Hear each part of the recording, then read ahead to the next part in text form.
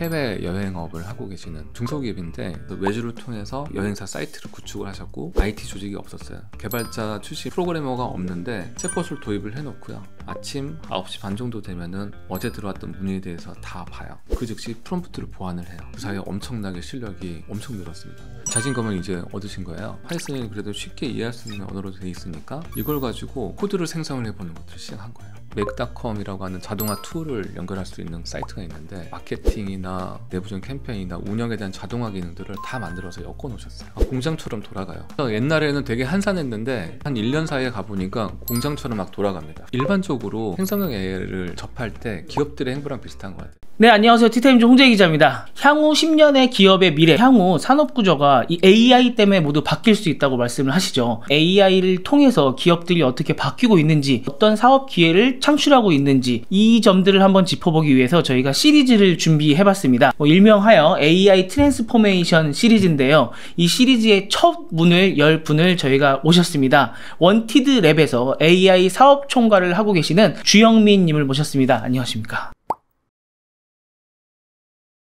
안녕하세요. 원티드랩에서 AX 사업 총괄을 하고 있는 주형민입니다. 원티드랩 하면은 채용 시장의 강자 아닙니까?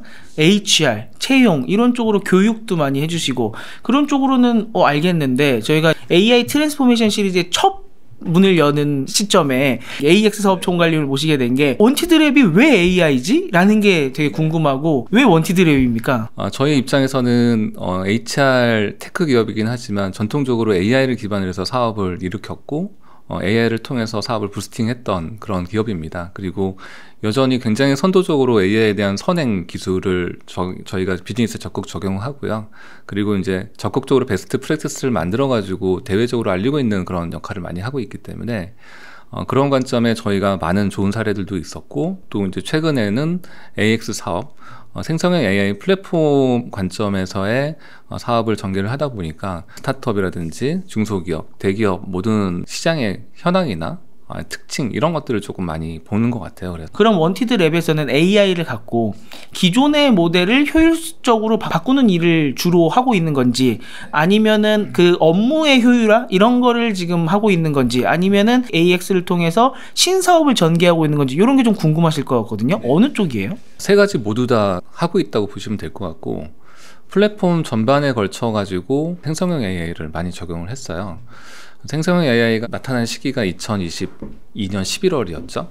챗GPT가 처음에 나오고 저희가 굉장히 발빠르게 생성형 AI 기반의 서비스를 만들어서 한 2달 반 만에 이제 첫 서비스를 오픈할 만큼 굉장히 빨랐습니다. 그 첫 번째 서비스가 어떤 직무에 대해서 질문을 했을 때 답변을 해주는 그런 부분으로 갔었고요. 그 이후에는 저희가 이제 채용 플랫폼이다 보니까 굉장히 많은 레주메를 다루게 되고 그리고 저희가 어떻게 하면은 조금 더 나은 이력서 그리고 조금 더 자기를 하이라이트 할 수 있는 이력서를 보완을 할까. 그래서 이력서에 대한 보완 코칭이나 이런 것들 등 지금 봤을 때는 플랫폼에 적용되어 있는 기술 자체가 한 15가지, 20가지가 현재 운영이 되고 있고요.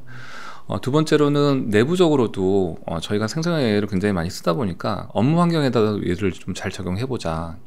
그래서 저희 내부적으로 데이터 볼트라는 게 있어요. AI 사원인데요. 그 친구를 부르면서 쿼리를 자동 생성을 하는 그런 것도 이미 1년 반 전에 만들어서 지금 열심히 쓰고 있고요. 느낌이 약간 라이코스 예전에 강아지 부르는 그런 느낌이네요.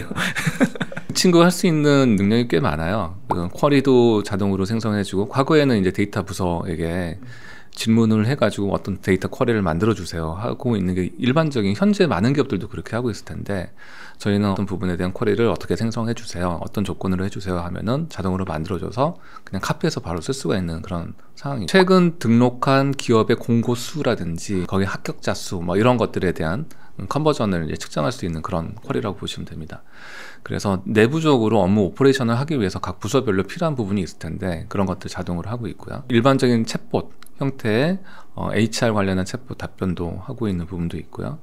그리고 어떤 개발자분들은 이제 스스로 이제 알아서 막 만들어서 쓰시는데 릴리즈 노트라고 해서 앱을 만들고 나면은 깃허브라고 하는 데다가 업로드 시키는데 코드 정보를 가져와서 거기에 넣으면은 자동으로 릴리즈 노트를 예쁘게 만들어줘서 그것도 쓰는 것도 있고요. 프로그램을 개발한 이후에는 거기에 따른 QA를 해야 되거든요. 이게 품질에 문제가 없는지. 그래서 QA 체크리스트를 여러 가지로 굉장히 많은 정보를 만들어가지고 그걸 체크리스트를 쓰고 있는 부분도 있고. 릴리즈 노트라고 하면은 우리가 이런 거 업데이트 시켰으니까 이런 거 참고하세요라는 것도 원래 개발자가 다 써줘야 되는데 자동으로 우리가 업데이트한 코드 보고서 그걸 만들어주고 그다음에 이거를 또 품질 관리를 해서 잘 올려야 되는데 그 품질 관리 테스트 같은 것도 얘가 해주고 그런 걸 이제 개발자가 한참 더 시간 써야 됐을 일을 알아서 해주고 있는 거군요, AI가. 일반 현업들은 들어가서 저희 슬랙이라고 하는 업무 어플리케이션이 있는데 거기 들어가서 데이터 볼트야 나 어떤 쿼리 필요해 그러면 알아서 만들어주는 게 현업 사이드에서 있고요.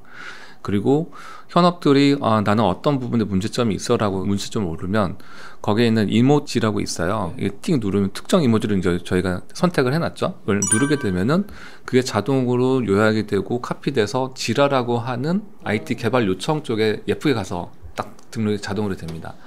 그게 원래는 한 9가지 절차를 통해 가지고 여기에 등록된 걸 가지고 참조를 해서 지라를 열고 지라에 대한 이슈 티켓을 발행을 하고 그것들을 분류를 하고 등록을 하고 여기에 있는 정보를 요약하고 파일 카피하고 이런 절차가 필요한데 그 한 번만 누르면 다 자동으로 되거든요.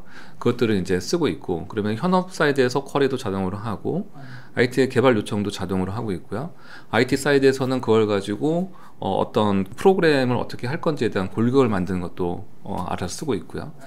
그 다음에는 테스트에 대한 부분 그리고 또 최종 됐을 때는 릴리즈 노트까지 이런 일관되어 있는 일련의 순서들을 다 자동화시켜서 지금 쓰고 있다고 보시면 되고요. 최근 들어서는 에이전트의 시대가 금방 온 것처럼 되게 얘기를 하시는데 현재 실제적으로 그런 걸 쓰고 있거든요. 그 대부분 기업 내에서는 특정 고객사 방문을 하기 전에 고객사의 현황이 어떤지 그리고 과거에 우리랑 거래를 했던 부분 그리고 고객사의 최근 뉴스 그리고 고객사의 경쟁사의 뉴스 그리고 이 고객사를 만나 뵀을 때 어떤 부분에 우리 상품이 적절한 건지 이런 것들을 여러 가지의 기존에 있던 어시스턴트라고 하는 그런 개념들을 이어붙이고 추론 능력을 강화시키고 오케스트레이션을 하는 것들을 다 넣어서 자동으로 판단해서 5분 정도 되면은 걔가 알아서 막 조사를 한 다음에 뭐 부족하네 그러면 다시 조사를 하고 그렇게 해서 하고 있는 것들을 지금 이미 쓰고 있고요. 이게 최근에 오픈됐어요.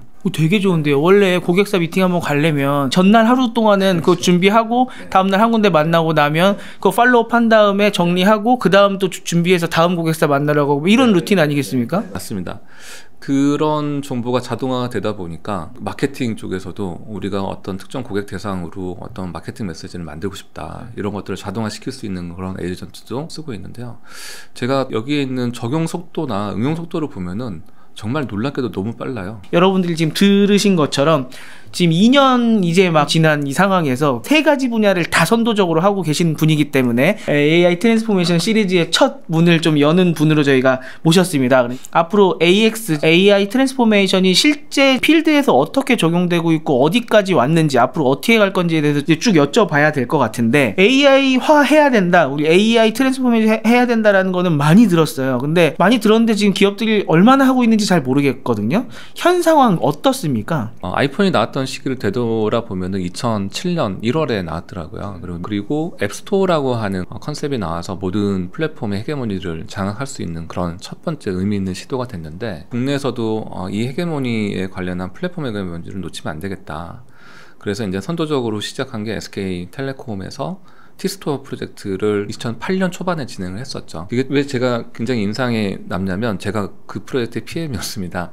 그때 최초로 국내에서 나왔던 삼성 옴니아폰을 제가 딱 받아가지고 했던 기억이 있는데 그리고 나서 2009년 4월부터 삼성에서 갤럭시 폰이 나왔던 걸로 기억이 돼요.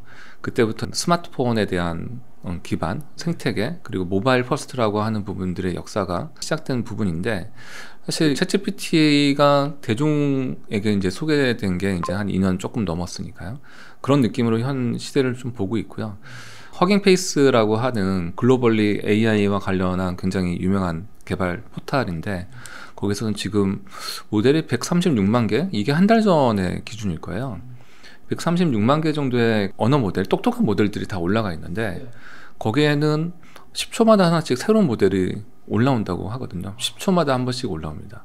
GPT, 뭐 라마 이런 게 16만 개가 된다고요? 네, 거기에 올라가 있는 숫자 중에 10% 정도가 LLM 모델이고 나머지는 다 특화된 SLM 모델 그런 식으로 돼 있는데 그만큼 어마어마한 양산을 하고 있고 서로 경쟁을 하고 있고 또 딥시크 같은 경우에는 가장 큰 임팩트를 줬던 게 저비용으로 또 그 기술 자체가 공개가 돼버렸으니까 거기에 따른 확산 속도가 엄청 빨라지겠죠. 그리고 과거에는 기업 내부에서 그런 모델을 자체적으로 서빙한다는 관점에 비용이 굉장히 높았는데 이번 기회를 통해서 우리도 저 기술을 굉장히 쉽게 저비용으로 응용할 수 있겠구나라고 하는 것들이 눈이 띄었기 때문에 예전에 비용 폭탄을 맞지 않을까라고 하는 부분이 좀 잠식된 게 최근에 그런 트렌드라고 보여집니다. 거시적인 변화를 좀 꼽자고 하면 세 가지로 구분을 해볼 수 있겠는데요. 첫 번째는 기술 활용에 대한 장벽이 낮아져 버렸잖아요. 그래서 직무 간의 경계선이 모호해지는 현상이 계속 나올 거라고 보여요. 정보를 획득하는 획득 비용 자체가 엄청나게 저렴해졌기 때문에 정보를 잘 가공해서 더 멋진 서비스 그리고 이벤트나 캠페인 이런 것들을 빨리 만들어낼 수 있는 사람들이 기업 내에서 인정받는 상황이 될 거다. 근데 이제 기업 간의 생성형 AI로 인해서 기업 간의 직무 간 경계선이 모호해지는 부분들을 어떻게 기업 내에서 해소할 거냐 이게 하나가 있을 것 같고요. 두 번째, 기존에는 사람과 사람 간의 협업 그래서 콜라보레이션이라고 하는 것들이 되게 중요하다고 생각을 했었는데 원티드 사례를 말씀드리자면 데이터 볼트라고 하는 애는 데이터 팀이 에이전트를 만들어서 일반 현업들이 질문을 했을 때 데이터 볼트가 답변을 해주는 거예요. 근데 거기서 답변이 미온적이거나 보완을 해야 될 부분이 있으면 그때 이제 사람이 개입하는 프로세스로 되거든요. 사람이 에이전트를 만들고 다른 현업들은 에이전트랑 협업을 하는 형태가 만들어지고 있는 거예요. 네, 아바타 만들어 놓고 이제 아바타랑만 연락해야 이런 느낌이네요. 네, 사람과 맨투맨 관점에서 뭔가 협업이 아니라 사람이 AI가 중간에 개입하는 형태가 되겠죠.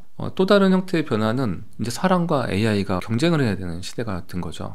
예를 들면 저희도 이제 채용 플랫폼을 운영하고 있기 때문에 마크 저커버그라든지 여러 세일스포스닷컴이라든지 우리는 중국 개발자까지 수용할 수 있을 만큼의 에이전트를 만들어놨다. 그리고 금년에는 개발자 안 뽑을 거다. 구글 같은 경우도 AI 엔지니어를 레이오프를 많이 한다든지 이런 식으로 해서 이미 고도화되게 발전을 돼버린 미국 같은 경우에는 그런 현상들이 나오고 있는 거죠. AI랑 경쟁을 안 하려면은 내가 AI를 잘 다룰 수 있는 스킬을 갖고 있어야 되는 그런 시대가 올 거라고 저는 보여지고 있고요. 제가 대학교 갔을 때 1학년 때는 그게 있었어요. 뭐 정보 처리 기능사 이런 거였던 것 같은데 워드, 파워포인트, 엑셀 이거를 안 따면 졸업을 안 시켜줬었거든요. 근데 이제 졸업할 때쯤 되니까 그게 없어졌어요. 필요가 이제 없어진 거잖아요. 저희가 엑셀 배우고 워드 배웠던 게 필수였던 것처럼 이제는 AI를 어떻게 다루느냐가 필수가 되는 거군요. 현 상태에서 그러면 기업들이 어떻게 실질적으로 바꿔나가고 있는지 실사례들을 보면은 저희가 이해가 잘 되지 않겠습니까? 앞으로 바뀔 게 훨씬 더 많겠지만 앞으로 이 AX 시대를 맞이하려면은 현재 어디까지 돼 있고 선도적인 회사들은 어느 정도로 앞서 나가고 있는지를 저희가 힌트를 받았으면 좋겠거든요. 그 지난 한 3년 동안에 기업들은 어떤 행보를 보여왔고 그 특징이 조금씩 있는 것 같아요. 2022년 11월 30일 날 이제 챗GPT가 처음에 되게 조용하게 슬그머니 나왔어요. 막 엄청나게 막 빵빠레를 울리고 나온 것도 아닌데 그 파괴력이 엄청 났기 때문에 2023년은 정말 신세계를 본 듯한 그런 느낌이었죠. 근데 11월이라고 하는 시점 자체가 대부분 기업들의 예산 수립이 다 끝나버린 시점이에요. 11월 달은 그렇죠. 내년 거 이미 계획 다 나왔죠. 네. 그래서 충분하게 검토하고 2023년에 그걸 쓸 수 있는 예산이 거의 없는 상태에서 2023년을 대부분 기업들이 맞이를 했는데 대기업 같은 경우는 예산에서 예비비나 이머전시 관련해서 비용을 상당히 어느 정도 있는데 그걸 가지고 POC를 굉장히 많이 했던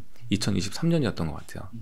근데 2023년만 해도 거의 일주일 단위로 경쟁하다시피 모델들이 새롭게 나오고 항상 한 달 단위로는 빅뉴스가 계속 있었던 것 같아요. 그렇게 되다 보니까 엔터프라이즈 기업들이 POC를 이제 좀 했는데 그 시점에는 레그라고 하는 우리 회사의 정보를 어디에다 올려놓고 그걸 기준해서 참조해서 답변을 하는 그런 형태의 POC가 23년 후반부 정도부터 있었던 것 같고요. 그리고 23년도에는 SLM이라고 하는 초기 버전, 요새는 뭐 라마라든지 딥시크라든지 이런 것들이 막 나왔잖아요.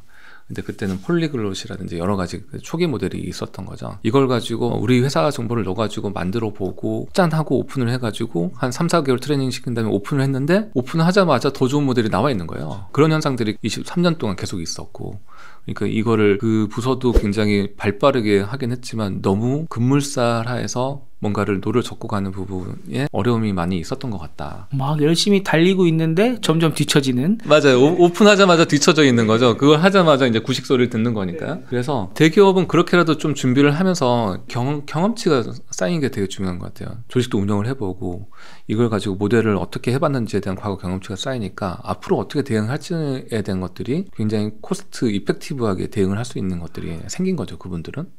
그래서 대기업들은 23년을 그렇게 보내신 것 같고 중견기업들은 거의 관망세였던 것 같아요. 그리고 중소기업 같은 경우는 조그만 쇼핑몰이나 이런 것들을 운영하시는 분들이 뒤늦게라도 이걸 통해서 비용 절감을 해볼 수 있겠다.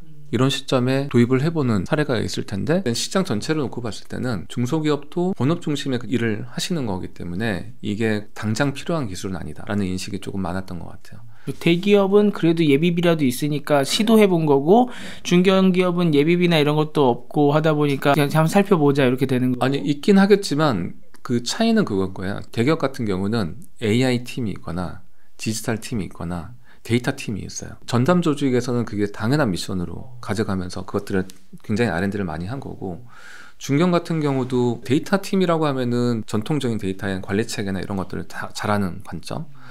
AI 팀이라고 하면 AI 사이언티스트들이 몇 명이 있으면서 미래에 있는 신기술을 계속 해석을 하고 이런 부분이기 때문에 중견기업 관점에서 AI 팀을 어느 정도의 확보를 해놨다는 부분의 차이에 따라서 그게 행보가 좀 달라졌겠죠.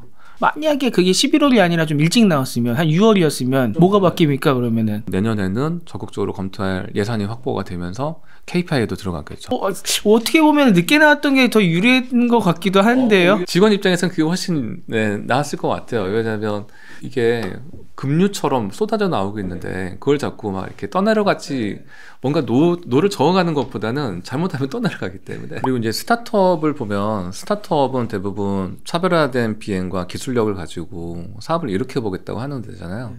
근데 생성형 AI 기반으로 이걸 뭔가를 해보려고 했던 시도들도 있긴 했죠. 그게 이제 챗봇 같은 거 만들고 특정 캐릭터 가지고 대화를 할 수 있는, 거기에 본질은 사실 채팅에 대한 기록을 계속 유지를 하면서 대화를 이끌어 나가는 그 채팅 기반의 기술인 거고, 사실 생성형에 대한 부분은 채팅에 대한 과거 누적 정보를 계속 입력을 해가면서 과거에는 이렇게 답했으니까 또 이렇게 누적형으로 해서 토큰을 소비하는 그런 형태거든요. 근데 그게 해자가 깊지 않은 듯한 느낌인 거예요. 기술이 계속 나오다 보니까 계속 그걸 습득을 해야 되는 부분이 있는 거고, 그러다 보니까 정작 필요한 사업에 적용을 해봐가지고 그것들을 게시하는 것들은 상대적으로 굉장히 거의 안 보였던 2023년인 것 같아요. 작년 같은 경우는 이제 대기업들도 예산이 좀 쌓였겠죠. 조금 더 본격적으로 POC를 업체를 데리고 와서 하는데 이것들을 빨리 해야 된다는 관점에 POC를 했는데 거기에 있는 관련된 기술 기업들은 유상 POC를 했죠. 유상 POC가 돈을 받고 하는 POC 부분 한 달 정도, 한 달 반 정도 걸릴 수 있는 부분인데 그것도 뭐 보면은 5천만 원에서 2억 정도, 뭐 3억 정도 이렇게 받고 했던 사례도 있는 것 같더라. 사실 저도 되게 오랫동안 이쪽에 있는 IT나 디지털 업을 해봤지만 그 유상 POC를 그렇게 많이 받고 한 케이스는 처음이었던 것 같아요. 근데 이제 모든 기업들이 다 그렇게 할 수는 없고요. 대기업 그리고 시중은행, 금융권 쪽에서 그런 사례가 좀 있었던 것 같아요. POC를 같이 해줬던 협력업체들은 그걸로 수익을 얻을 수 있었던 시기네요. 그렇죠. 기술 증명을 빨리 하고 기업들이 어떤 것들을 원하는지에 대한 요건을 빨리 수용할 수 있는 부분의 것들이 좀 더 크지 않았나 이렇게 생각을 하고 있습니다. 중견기업들 역시 그 비슷하게 연도가 바뀌더라도 그 조직적인 부분에 역량을 갖추고 있냐에 따라서 이것들을 전담으로 R&D를 할 수 있냐 없냐에 대한 부분이 보였던 것 같은 게 이제 2024년이었던 것 같고요. 중소기업 같은 경우는 이렇게 AI 에이전시들이 좀 많이 나왔어요. 그러니까 이걸 가지고 우리가 뭔가 만들어 드리겠습니다 라고 하면서 전통적인 생성형 AI를 구축해주는 SI 사업들이 조금씩 싹을 튼 게 작년부터 많이 나왔던 것 같고요. 기존 전통적인 SI만 하셨던 분들이 AI 브랜딩을 하기 시작한 시점이 이제 작년에 우리도 AI 좀 압니다 이렇게 하는 부분이 있는데, 여전히 AI 영역은 기존에 있던 분석형 AI냐 생성형 AI냐, 분석형은 과거에 기업 내에 있는 정보를 가지고 미래를 예측하는 관점에서의 그런 정보를 많이 했던 부분인 거고, 생성형은 완전히 다른 거죠. 다른 패러다임이기 때문에 생성형 쪽으로 그런 것들을 AI 브랜딩을 많이 했던 부분으로 보여요. 스타트업 같은 경우는 이제 선도적으로 원티드 같은 경우는 굉장히 빠르게 2023년부터 유지 케이스도 되게 많이 만들고, 현재는 저희가 한 200개 정도의 서비스를 만들었고 100개 정도가 개발자 개입 없이 운영이 되고 있어요. 이런 만큼 굉장히 빨리 했던 기업들은 되게 선도적으로 가고 있고 야놀자 당근 같은 경우도 되게 잘 내부적으로 만들어서 쓰고 있는 사례가 나오고 있는 부분인데 이걸 가지고 굉장히 많은 버티컬 AI 서비스를 만들어 가지고 챗봇 해드립니다. 그렇게 파생됐던 그런 시장을 보이는 것 같아요. 2025년에 이제 엔터프라이즈의 최신 사례나 이런 걸 보면은 스터디는 많이 하신 것 같고 안정적으로 기업 내에서 운영을 하기 위해서는 믿을 만한 기술 파트너가 필요한 부분도 있는 거고요. 그리고 어찌 보면 새로운 트렌드를 계속 쫓아가야 되는 그 두 마리 토끼를 잡아야 되거든요. 안정성하고 트렌드를 쫓아가야 되는 그런 부분이 있기 때문에 같이 고민을 하고 계시는 기업들이 이제 많으신 것 같아요. 이 생성형 AI 서비스가 한 번의 효용감을 맛보게 된다고 하면 여러 현업부서에서 엄청나게 많은 것들이 쏟아져 나와요. 내부에 있는 전담 부서만으로 그게 역부족일 수는 있어요. 왜냐하면 데이터 파이프라인, 데이터 준비해야 되죠. 프롬프트 만들고 또 서비스 개발해서 거기 또 연결을 하고 이런 부분들, 또 이제 프롬프트에 대한 버전 관리나 컨트롤에 대한 여러 가지 것들이 같이 유기적으로 동작을 해야 되기 때문에 어떤 특정 전문 기업과 대외적으로 그것들을 가속화시킬 수 있는 AI를 잘할 수 있는 그런 파트너들과 같이 하는 경향의 프로젝트들, 과제들이 나오고 있는 것 같아요. 그래서 AX 역량이라고 하는 부분이 금년부터는 기업들이 이제 필요한 시점이 되겠다. AX 역량이라고 하는 부분들은 뒤에 별도로 설명을 드리도록 하겠습니다. AX 면에서 그럼 지금 어떻게 하고 계시는지를 저희가 들어야 좀 감이 올 것 같아요. 최근에 좀 인상 깊었던 사례가 중소기업인데 해외 여행업을 하고 계시는 괌 쪽이나 사이판 그쪽에 하고 계시는 대부분의 대표님들은 즉시 오는 효용감 자체가 이제 비용 절감이잖아요. 문자 상담이 들어오면은 상담원이 이제 카톡으로 이제 상담을 해주는 형태였어요. 그러다 보니까 근무 시간에만 상담을 할 수 있었고 또 해외여행 문의나 이런 것들이 즉시 상담을 해야지 또 그때 예약을 하거나 이런 부분이 저녁 시간에도 가능한데 그래서 처음에는 이제 근무 시간 중에 조금이라도 많은 상담을 커버하기 위해서 도입을 했는데 저녁 시간 24시간까지 커버가 되는 그런 효과를 첫 번째로 경험을 하신 게 있고요. 네, 챗봇을 도입을 하시면서. 근데 나중에 이제 여행지를 확장을 하려다 보니까 그러면 외국인 대상으로도 팔고 싶은 거예요. 근데 상담 자체가 일본어로 들어오면 일본어로 답하게 할 수 있는 부분이 프롬프트만 바꾸면 금방 되는 거니까. 일본인 직원이 없어도. 그래서 여러 나라에 리즌을 확장을 하는데 챗봇 도입 하나로 그게 커버가 됐다는 사례가 하나 있었어요. 근데 그분들이 아침에 데일리 오퍼레이션은 어떻게 되냐면요. 챗봇을 도입을 해놓고요. 아침 9시 반 정도 되면은 어제 들어왔던 문의에 대해서 다 봐요. 그래서 이게 적절하게 답변했는지 안 했는지 이걸 본 다음에 그 즉시 프롬프트를 보완을 해요. 그래서 프롬프트는 한 번 만들어 놓고 나중에 계속 가는 게 아니라 이 부분 다 못했으면 프롬프트 보완을 해가지고 그냥 저장 누르면 바로 반영이 되거든요. 그래서 그것들을 몇 달 동안 계속 데일리 오퍼레이션을 하고 계세요. 저도 궁금했던 거는 이게 아무리 사람을 대체한다고 해도 잘못 대답을 해줬다가는 나중에 큰일 날 수도 있잖아요. 이거 뭐 3박 4일에 120만 원인데 150만 원이요 막 얘기했다가 나중에 결제할 때 되니까 왜 너희는 바뀌어 이럴 수도 있을 텐데 이걸 어떻게 대체하셨나 했더니 매일매일 검수를 하면서 이거를 바꿔 나갔던 거군요. 그렇게 쌓여와서 프롬프트 좀 봐달라고 뭐 이렇게 하는데 그 사이에 엄청나게 실력이 엄청 늘었습니다. 해당 기업은 IT 조직이 없었어요. 중소기업이니까. 그래서 외주를 통해서 여행사 사이트를 구축을 하셨고 백오피스 기능을 굉장히 견고하게 만들어 놓으셨는데 나중에 채팅에 대한 기능들을 넣은 다음에 프롬프트로 계속 프롬프트를 고도화 시키신 거죠. 그러다 보니까 이것들을 조금 더 확장할 수 있지 않을까? 그러면서 파이썬 코드를 좀 봤더니 파이썬이 그래도 쉽게 이해할 수 있는 언어로 되어 있으니까 이걸 가지고 코드를 생성을 해보는 것들을 시작한 거예요. 개발자 출신 프로그래머가 없는데 프로그램 만들어줘, 조금 응용해서 확장을 해줘, 이렇게 해가지고 알아서 어느 정도 프로그래밍 실력을 또 갖추게 되신 거예요. 그 다음 단계가 얘네들 프로그램 어느 정도 곧잘 만들어줘. 그래서 아까 앞서 말씀드린 것처럼 굉장히 고급 단계는 아니지만 어느 정도 쓸 수 있는 단계, 그리고 기존에 만들어놨던 것들을 좀 커스텀 해가지고 쓸 수 있는 단계까지 역량 확보하신 거죠. 자신감을 이제 얻으신 거예요. 맥닷컴이라고 하는 자동화 툴을 연결할 수 있는 그런 사이트가 있는데 거기 가서 마케팅이나 뭐 내부적인 캠페인이나 운영에 대한 자동화 기능들을 다 만들어서 엮어 놓으셨어요.